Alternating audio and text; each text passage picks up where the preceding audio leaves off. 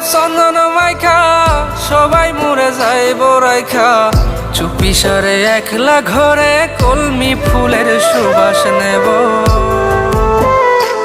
আমি মাটির একখান ঘর বানাবো, খেজুর পাতার ছাউনি দিব, বাঁশের খুঁটির বেড়া দিয়ে মহাকালের ঘুম ঘুমাবো।